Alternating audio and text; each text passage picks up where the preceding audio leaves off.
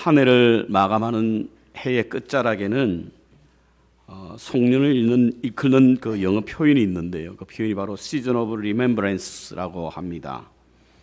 이는 곧 한 해 동안 내 삶을 돌아보고 기억하는 계절이다라고 저는 그렇게 이해하고 있는데요.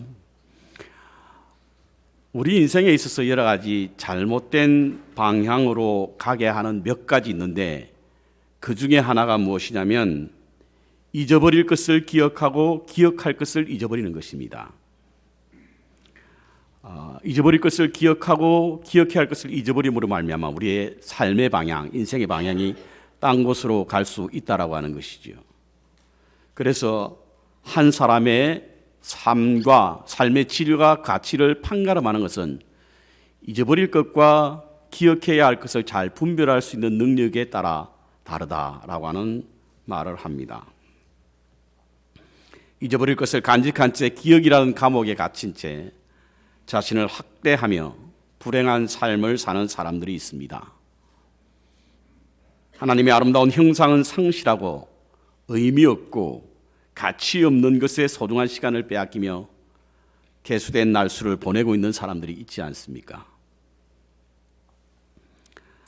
고승과 땡초가 길을 가고 있었습니다.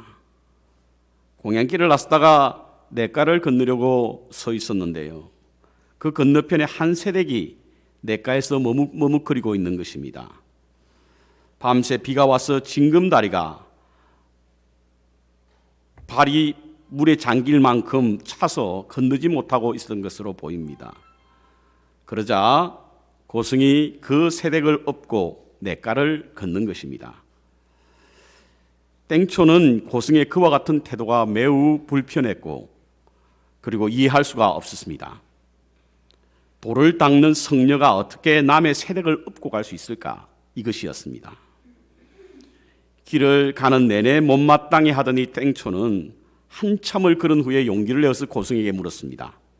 스승님, 어떻게 남의 안악을 등에 업고 길을 건널 수 있습니까? 그러자 고승은 이렇게 말합니다. 너는 아직도 그 일을 기억하니? 무슨 말입니까? 고승은 이미 다 잊었다는 겁니다.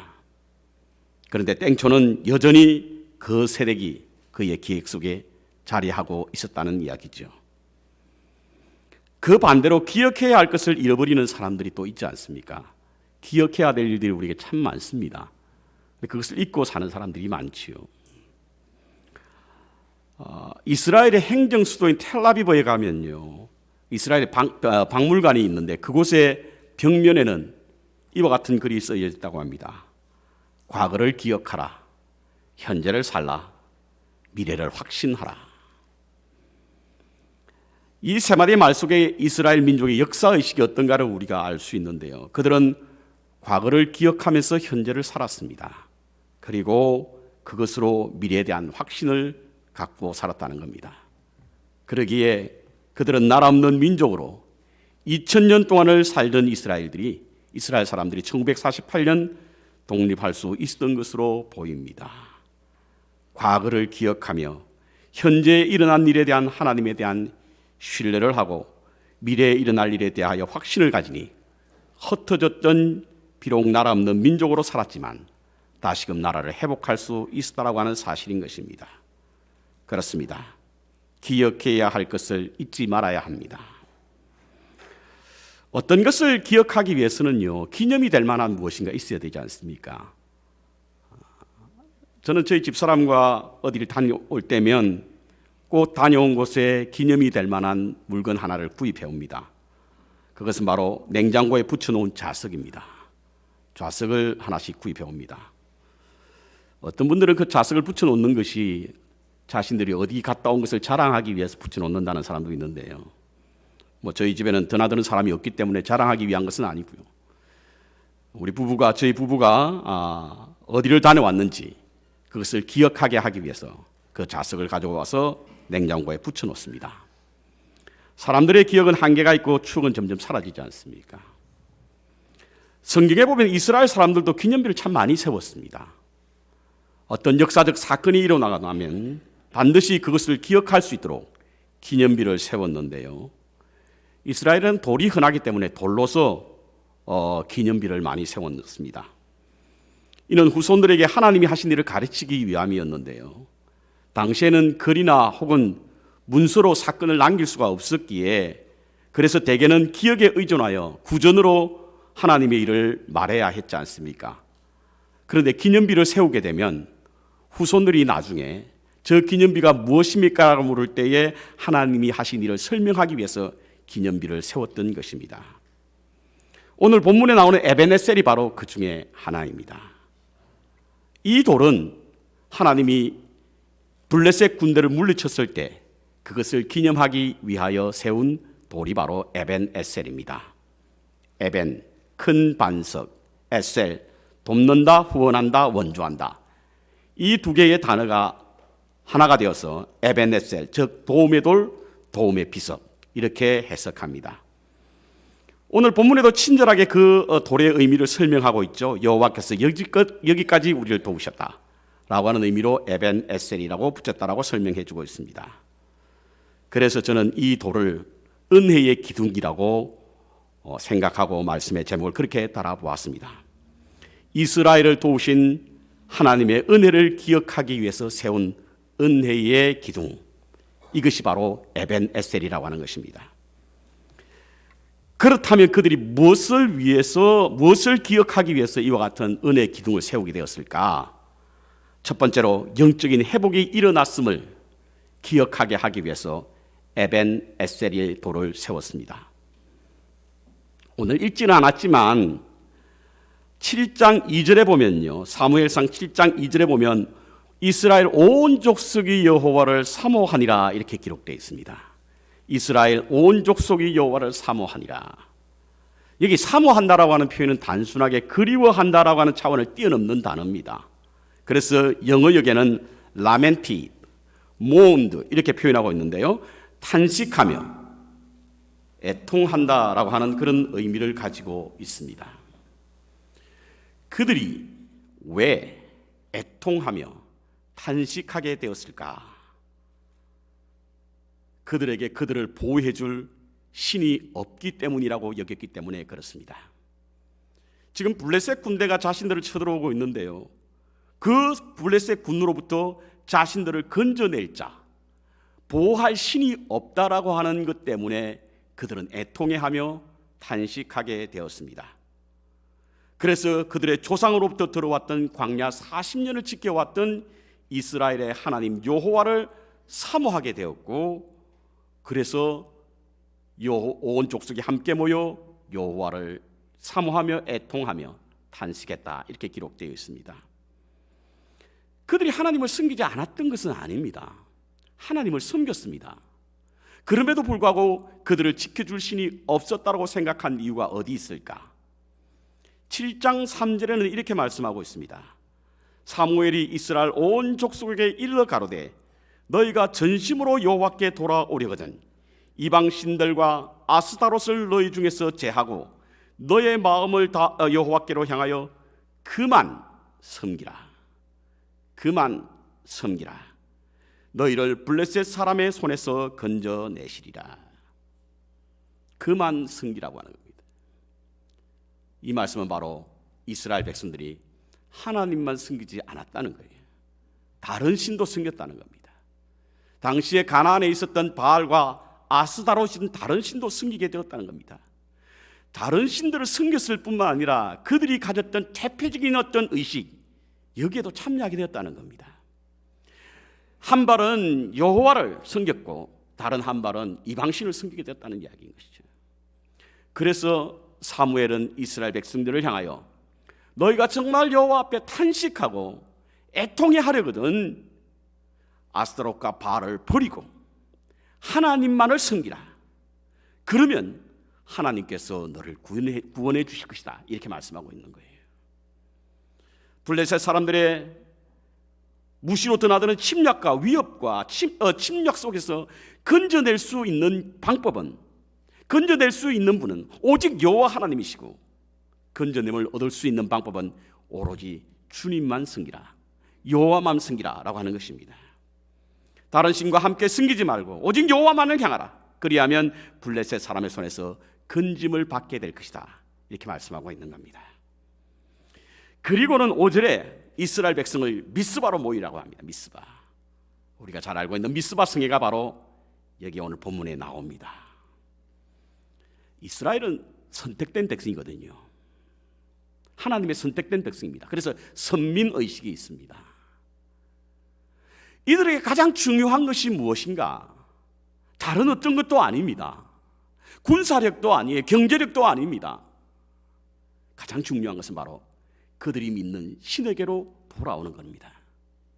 영적 회복 운동이 가장 중요한 일입니다. 그래서 사무엘은 이스라엘 족속들을 향하여, 모든 이스라엘 백성들을 향하여 미스바로 모이라 이렇게 선포하고 있는 것입니다. 백성들은 모여서 물을 붓고 금식을 했다고 합니다. 물을 붓는 것은 애통함을 뜻하는 것이고 금식하는 것은 은혜를 구한다라고 하는 의미입니다.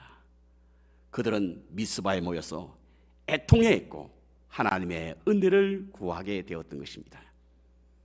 이를 위해서 은혜의 증거를, 은혜의 기념비를 세우라 이겁니다. 이스라엘 백성들이 이곳에서 여지껏 우리를 도우신 여호와 하나님의 이름이 붙여진 에벤네셀에서 영적 회복 운동이 일어났음을 알게 하기 위해서 그들에게 은혜의 기둥을 그곳에 세우라 이렇게 말씀하고 있는 겁니다. 그런데요, 그때 영적 회복 운동이 어떻게 일어났는지 6절 하반절에 보면 이런 말씀이 나와 있습니다. 사무엘이 미스바에서 이스라엘 자손을 다스리니라. 이스라엘 자손을 다스렸다 이렇게 표현하고 있습니다. 미스바에 모여서 사무엘이 이스라엘 백성을 다스렸다는 거예요. 이 다스림이 통치를 하거나 지배한다라고 하는 그런 의미가 아닙니다. 그들에게 하나님의 말씀을 먹였다는 겁니다. 선지자가 할 수 있는 일이 뭡니까, 여러분? 그 백성을 다스리는 거 아니거든요. 통치하는 것 아닙니다. 하나님의 말씀을 먹이는 것입니다. 그러니까 미스바 성에는 하나님으로 돌아가게 되는 영적 회복 운동이 일어나는데 그 중심에 뭐가 있었느냐? 말씀의 회복이 일어나게 되었다 이겁니다. 이스라엘 백성들의 위기는 오늘 우리의 위기도 마찬가지입니다. 하나님을 잃어버림에서 시작되었고 그 하나님의 잃어버리면 하나님의 약속을 잃어버리는 것에서 비롯됐습니다. 하나님의 약속을 잃어버리는 순간 그들은 하나님을 잃어버린 것입니다. 그래서 그들은 블레셋 군이 침략이 왔을 때에 두려워서 벌벌 떨고 있었고 자신들을 구해줄 신이 하나도 없었다라고 말한 것입니다. 이스라엘 백성들이 하나님의 말씀을 잃어버린 것은 어제 오늘 이야기 아닙니다. 사무엘 3장 1절에 보면 여호와의 말씀이 희귀하여 이상이 흔히 보이지 않았더라. 곧 하나님이 침묵하셨다는 거예요. 하나님이 말씀하지 않으셨고 선지자도 하나님의 말씀을 선포하지 않았다라고 하는 이야기인 것입니다. 사사기서 2장 7절에 보면 이스라엘 사람들은 여호수아와 그 당시에 살았던 사람들이 세상을 떠나고 그 후에 일어난 다른 세대에게는 여호와를 알지 못했다라고 이야기합니다. 왜죠? 하나님의 말씀을 가르치지 않았으니 그들이 하나님을 알지 못했다는 것. 그것이 하나님을 잃어버리게 된 겁니다. 그래서 사무엘은 하나님의 말씀을 가르치기 시작한 것입니다. 영적 회복 운동이 그때부터 비로소 시작된 겁니다. 그러자 이스라엘 백성들 사이에 아주 놀라운 일이 벌어지게 됩니다. 2절에 보면요, 그들이 위기를 당할 때에 하나님을 사모하며 통곡하고 슬퍼했던 그들이 하나님의 말씀으로 영적 회복 운동이 일어나게 되자 하나님께 부르짖었다는 거예요. 우리들은요, 신앙생활 오래 해왔고 또 하나님 앞에 매일 서는 그런 믿음의 삶을 살고 하나님의 말씀을 매일 묵상하기 때문에 하나님께 부르짖는 일이 그리 어려운 일이 아닐지 몰라도 당시에 이스라엘 백성들은 하나님을 잃어버렸으니 하나님께 부르짖는 일은 매우 힘든 일이었어요. 그런데 영적 회복 운동이 일어나고 하나님의 말씀으로 새롭게 되자 그들이 분명히 다른 점이 있었는데 그것은 바로 하나님 앞에 탄식하며 부르짖기 시작했다는 이야기예요.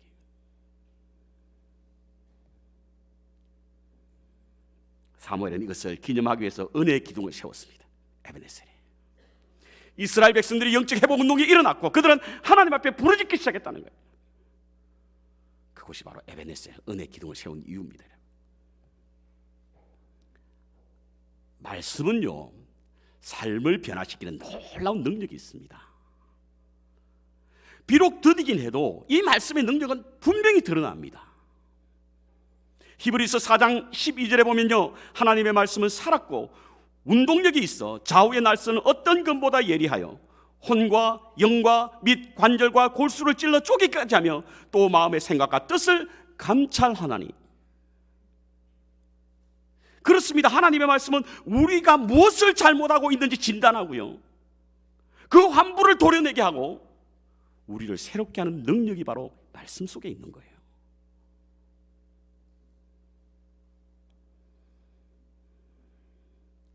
그런데 이와 같은 일들이 왜 오늘날은 벌어지지 않죠? 하나님의 말씀의 능력이 오늘은 잘 안 보이는 것 같아요. 지금 말씀이 얼마나 많습니까? 홍수 시대입니다. 텔레비전만 켜면 여기저기서 정말 훌륭한 목사님, 놀라운 신비를 가진 어떤 능력의 말씀이 선포되는데도 우리의 마음은 점점 더 공고해지고 우리의 심령은 점점 더 완악해지는 이유가 무엇입니까? 말씀의 능력이 없기 때문이에요. 그렇지 않습니다, 여러분. 말씀의 능력은 어저께나 오늘이야 영원토록 변함이 없습니다. 꽃은 시들고 푸른 마다나 하나님의 말씀은 영원하지 않습니까? 그럼에도 불구하고 왜 말씀의 능력이 우리 가운데 나타나지 않습니까? 말씀을 귀로 듣기 때문에 그래요. 하나님의 말씀은 귀로 듣는 게 아닙니다. 마음으로 듣는 거죠. 귀는요, 온갖 것들이 다 들립니다. 세상에 잡다한 것들이 들립니다. 그 속에서 하나님의 말씀이 들어올 수가 없는 거예요. 우리의 관심은 하나님 말씀보다 세상 것이 훨씬 많지 않습니까? 그러니까 하나님의 말씀이 우리에게 들린다 하더라도 우리의 마음에 변화를 시키지 않는 거예요. 하나님의 말씀은 인포메이션으로만 생각합니다. 포메이션으로 생각합니다. 아니죠. 하나님의 말씀은 트랜스포메이션이지 않습니까?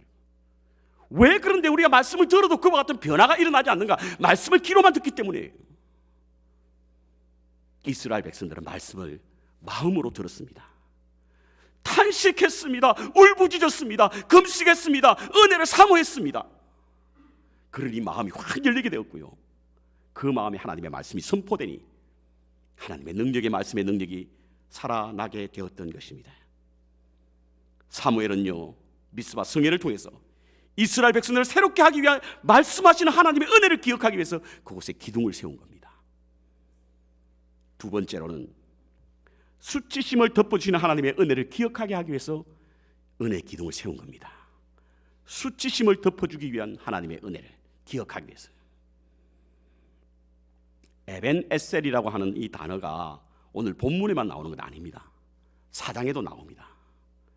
그런데 사장의 에벤 에셀은요, 어떤 에벤 에셀이었냐면 이스라엘 백성들이 하나님의 법궤를 빼앗기고 난 그 땅, 그 지역 이름이 바로 에벤 에셀이었어요. 이스라엘 백성에게 있어 법궤를 원수의 손에 빼앗긴다는 것은 매우 큰 수치입니다. 왜냐하면 법궤는 그들의 영적 구심점이었고 자존심이었거든요. 어떤 전쟁에도 법궤만 가지고 가면 전력과 상관없이 전쟁에서 이겼습니다. 그런데 홈리와 비나스가 법궤를 가져갔다라고 하는 것을 보아 그는 제사장들이었던 것 같아요. 아마 엘리 제사장의 아들이었으니 제사장이었겠죠. 그런데 전쟁에서 피하고 말지 않습니까? 피한 것을 끝나지 않았죠. 법궤마저도 빼앗겼던 것입니다. 그래서 그들은 에벤네셀이라고 하는 생각을 하게 되면, 말을 듣게 되면 매우 수치스러운 생각이 들 만큼 그 나라는 바로 국치였고 그 나라는 바로 나라의 자존심이 완전히 뭉개지는 그런 곳이 바로 에벤네셀이었습니다. 그런데 오늘 본문에는요, 하나님의 초자의 능력이 나타나지 않습니까? 그래서 블레셋군을 다 물리칩니다. 그리고는 그곳의 이름을 에벤에셀이라 짓습니다. 하나님이 여기까지 도와주셨다는 거예요. 이 말은 뭡니까? 에벤에셀이라고 하는 단어가 생각날 때마다 수치심으로 가득한 이스라엘 백성들에게 하나님의 은혜로 그 수치심을 덮기 위하여 하나님의 초자의 능력을 행하고 난 후에 그의 이름을 에벤에셀이라 지었다는 것입니다.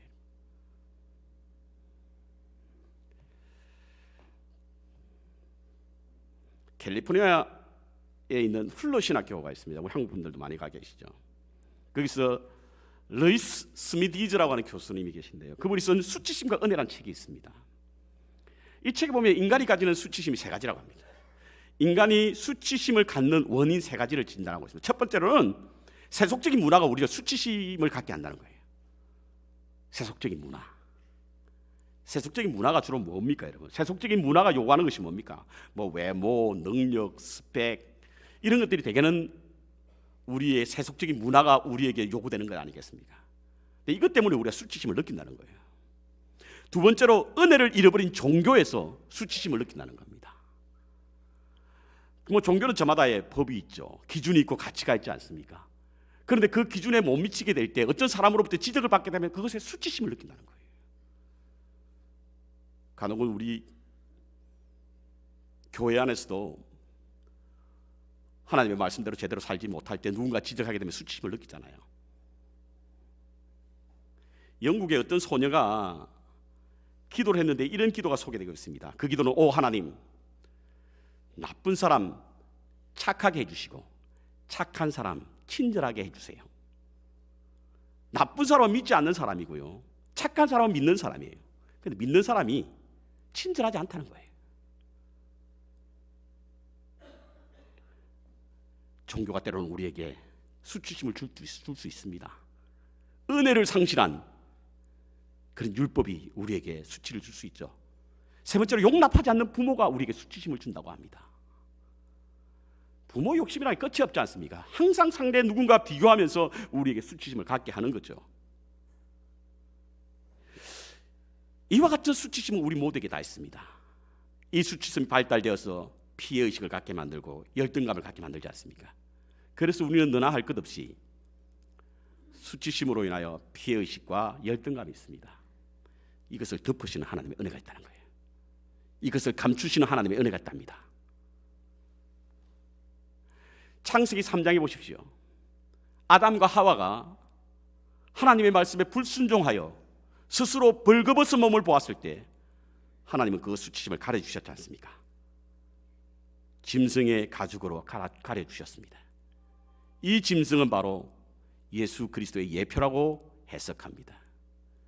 예수님께서 이 땅 육신의 몸을 입고 오셔서 우리를 대신하여 대속의 제물로 십자가에 돌아가심으로 말미암아 우리의 수치심, 이것을 덮어주셨다는 사실인 것입니다. 누가복음 15장의 탕자의 비유는 어떻습니까, 여러분? 탕자는 아버지 집을 떠나 도시로 나갔습니다. 자신의 재산을 다 잃어버렸죠. 저는 탕자가 아버지 집으로 돌아오는 가장 큰 걸림돌은 뭐냐면 수치심이라고 생각해요.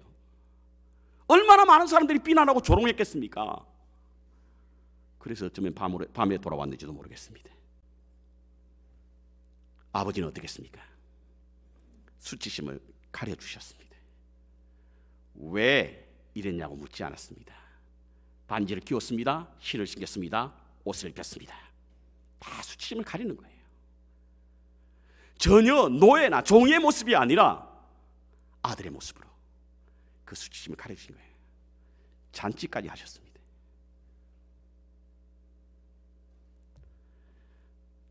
하나님은요, 우리가 비록 죄인이지만 받아주시는 은혜를 통하여 우리에게 수치심을 가려주십니다. 하나님은요, 자격 없지만 우리를 소유로 삼으시는 은혜를 통해서 우리의 수치심을 가려주십니다. 하나님은 우리가 비록 모자라고 부족하지만 우리를 인정하시는 은혜를 통해서 우리의 수치심을 가려주시는 분이 하나님이신 줄로 믿습니다. 이와 같은 일을 했다는 거예요. 이것을 기념하여 은혜의 기둥을 세운 겁니다. 하나님의 법궤를 잊어버려 수치로 블레셋 군에게 감히 고기를 들지 못하는 이스라엘 백성들에게 하나님께서는 그들을 물리침으로 말미암아 은혜 기둥을 세워 그들의 수치심을 은혜로 덮어주셨다는 겁니다. 그것이 은혜 기둥입니다, 여러분. 세 번째로 부르짖음에 응답하시는 하나님의 은혜를 기억하게 하기 위해서 은혜 기둥을 세운 겁니다. 7절에 보면요, 이스라엘 백성들이 두려워했다 이렇게 표현하고 있는데 이것은 바로 블레셋 군사들의 강력한 군사력 때문에 그렇습니다. 여러분, 블레셋 사람들은 기골이 장대하고요, 철기 문명의 발달로 창과 칼을 가진 사람들이 바로 블레셋 군대 사람들이었습니다. 그런데 이스라엘 사람들은 어떤 줄 아십니까? 그들이 가진 무기라고 해야 고작 막대기와 작대기입니다. 사무엘 상에 보면요, 칼을 가진 자가 사울과 요나단밖에 없었다, 이렇게 기록된 말씀이 있습니다. 다른 백성들을 가지지 않았다는 거예요, 다른 군인들은. 그러니 여러분, 칼과 창을 가진 사람과 그것을 가지지 않는 사람은 그 결과가 너무나 자명하지 않습니까? 그래서 그들은 두려워했습니다. 뿐만 아니라 블레셋 사람들은요, 매우 난폭하고 다혈질의 사람이었어요. 지난번에도 제가 말씀을 드렸지만 블레셋 사람은 원래 그리스에 살던 사람이었거든요. 그곳에서 쫓겨나서 지중해를 떠돌아다니는 해적과 같은 삶을 살았던 사람들이 바로 블레셋 사람들이었어요. 그러니 얼마나 호전적인 사람이겠습니까, 여러분? 그들 앞에 이스라엘 백성은 어떤 존재였을 것 같습니까? 그래서 그들은 두려워했다는 겁니다. 그때 그 두려움에 사로잡힌 이스라엘 백성들은 하나님을 부르짖었습니다. 하나님이 응답하셨다는 거예요. 그 응답하심을 기념하기 위해서 은혜의 기둥을 세운 겁니다. 부르짖었을 때에 하나님께서 응답하셨다라고 하는 그 사실을 후손들에게 보이기 위해서 그곳에 은혜의 기둥을 세운 겁니다. 시편 46편 2절과 3절에 보면요, 시편 기자가 이렇게 말하고 있습니다. 땅이 변하고 산이 흔들려 바다 가운데 빠지든지 바닷물이 솟아나고 뛰놀든지 그것이 넘침으로 산이 흔들릴지라도 우리는 두려워하지 아니리로다. 천재지변의 일이라고 난리가 나고 소문이 난다 하더라도 우리는 두려워하지 않는다, 이겁니다. 여기저기 기근이 날아가고 지진이 나오고 무슨 해일이 나오고 쓰나미가 나온다 하더라도 우리는 두려워하지 않는다는 거예요. 왜? 5절에 보니까 새벽에 하나님이 도우시리로다. 새벽에 하나님이 도우신다는 거예요. 일반적으로 시편에 나오는 새벽은 두 가지 의미가 있습니다. 하나는 동이 튼다라고 하는 의미의 새벽이 있고요, 하나는 밤이 깊다라고 하는 의미의 새벽이 있습니다. 오늘 시편 46편은요 밤이 깊다라고 하는 뜻입니다. 이 말의 의미는 뭡니까, 여러분? 고통이 극심하다는 뜻이에요. 두려움이 극심한 때라고 하는 것입니다. 이때 하나님이 도우신다는 거예요. 지금 이스라엘 백성들은요 극도의 공포 속에 살았습니다. 블레셋군이 목전에 자기를 치려하고 있었습니다. 그들이 미스바 성회로 모여서 하나님의 말씀을 듣는 집회를 하고 있는다는 소식을 듣자 블레셋 사람들이 이때가 기회라 생각하고 그들을 물리치려고 다가왔지 않습니까? 그들은 그야말로 무장해제가 된 거예요. 군사력을 전혀 준비가 되지 않았습니다. 그 속에 하나님이 응답하셨다는 거예요. 그래서 블레셋을 물리치게 하셨다는 겁니다. 그 은혜의 기둥을 사무엘은 세우게 된 것입니다. 언젠가 제가 다른 예배 시간에 한번 간증을 했던 것으로 알고 있는데요, 저는 목회를 했기 때문에 목회에 대한 경험밖에 없습니다. 20년 전, 제가 1999년도에 최초로 개척을 해서 목회를 했으니까 벌써 20년이 됐네요. 목회가 이렇게 힘들 줄 알았으면 개척하지 말았을 거예요. 지금 와 생각해보니 그 당시는 상당히 용감했던 것으로 보입니다. 개척을 하려고 준비를 했습니다. 그 소식을 들은 많은 분들이 함께 참여해서 같이 교회를 세우겠다고 하는 분들이 여기저기 나서셨어요. 금시가 나니까 하나님께서 길을 열어주시는 겁니다. 교회도 빌릴 수 있게 했고 사람들도 모으게 했고 여러 가지 조건을 하나님께서 만들어주시는 거예요. 아, 하나님이 응답하셨다, 그렇게 생각하고 순조롭게 개척을 준비하게 되었습니다. 첫 번째 개척 예배를 1999년도 11월 첫 번째 주일날 드리기로 하고 준비를 하고 있는데, 처음에 교회를 세우겠다고 하시는 분들이 한 사람 두 사람씩 빠지기 시작하는 거예요. 날짜가 다가오자 이런저런 이유를 들어서 함께 교회를 세우는 일에 참여하기 힘들다는 겁니다. 마지막 한 가정이 남았는데 그 가정도 토요일 밤 예배를 드리기 하루 전날에 전화가 왔습니다. 목사님, 아무래도 제가 함께하기는 힘들 것 같습니다. 낙심이 되는 거예요. 저를 가장 괴롭혔던 것이 무엇이었냐면, 제가 계획하고 구상했던 그런 개척이 하나님의 뜻이 아니지 않은가. 혹시 저는 금식하면서 일을 준비했고 하나님께서 응답하셔서 여러 가지 준비가 순조롭게 될 때는 이게 하나님의 뜻인 줄 알았는데, 하나씩 둘씩 이루어지지 않고 문제가 생기게 되자 제 마음속에 어떤 마음이 들었냐면, 괜히 이게 하나님의 뜻이 아니라 나 혼자 이러는 거 아닌가, 이런 갈등과 혼동이 저를 막 음습하기 시작하는 거예요. 그러면서 제 마음속에 두려움이 생기는 겁니다. 하나님이 원하시도 않는 일을 내가 하고 있는 것은 아닌가, 그야말로 삽질하고 있는 건 아닌가.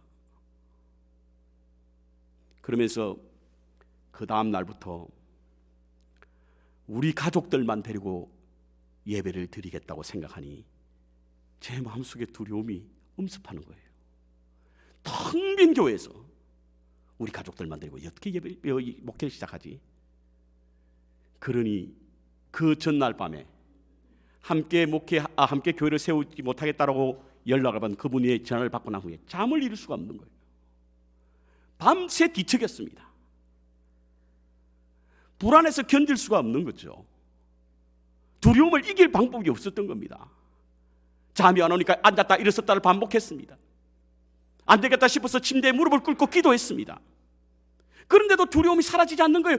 기도할 때 잠깐은 하나님의 뜻이 있겠다, 하나님께서 함께 하시겠다는 자신감이 생기다가 이내 그와 같은 마음이 사라지는 거예요. 그런데요, 새벽에 하늘에서 찬양의 소리가 들리기 시작하는 겁니다. 무슨 찬양인지 우리 찬송가에 나오는 곡은 아니었던 것으로 보이는데 그 비슷한 음악이 들리기 시작하는 거예요. 좁은 길을 걸어도 밤낮 기뻐하는 거, 이 비슷한 노래. 하늘의 영광, 하늘의 영광, 하늘의 영광, 이 찬송 비슷한 거. 무엇인가 뚜렷하게 구분할 수는 없지만 천상에서 들려오는 소리가 들리는 거예요. 그때부터 제 마음속에 평안이 찾아오기 시작합니다. 그날 밤에 기쁨의 밤을 보냈습니다. 그리고 난 그 다음 날 첫 번째 예배에 아무도 안 왔습니다. 저희 가족들만 데리고 예배를 드렸습니다. 그럼에도 불구하고 저는 불안하지 않았습니다. 하나님이 제게 저의 부르짖음을 응답한다라고 하는 그 믿음이 들자 저는 그것을 은혜의 기둥으로 세웠습니다. 그래서 지금도 그 은혜의 기둥을 보면서 제게 두려움이 엄습할 때도, 불안이 찾아올 때도 그 은혜의 기둥을 통해서 하나님이 오늘 나와 함께 하실 것이라는 사실, 그리고 하나님이 미래에도 우리와 함께 하실 것이라는 믿음, 이것을 갖게 되는 것입니다. 그렇습니다, 여러분. 사무엘은요, 이스라엘 백성들이 두려움 속에 하나님을 부르짖을 때 하나님이 응답하심을 보고 그곳에 에벤 에센이라고 하는 돌을 세워 은혜의 기둥을 세움으로 이스라엘 백성들에게 미래에도 하나님이 함께 하실 것을 약속하신 것을 증거로 보여주셨는 줄로 믿습니다. 2019년을 보내면서 은혜의 기둥을 세우십시다. 영적인 각성을 위해 주신 하나님의 말씀에 도우신 은혜를 생각하며 기억하고, 우리의 수치심을 하나님의 사랑으로 덮으신 은혜를 기억함으로, 그리고 우리의 부르짖음에 응답하시는 역사하시는 하나님의 은혜를 간직할 수 있는 그런 기둥을 세워야 될 줄로 믿습니다. 이와 같은 기둥은요, 현재 삶을 역동케 하게 만듭니다. 역동케 하는 현재 삶을 만들고요, 미래의 삶에 대한 확신을 갖게 합니다.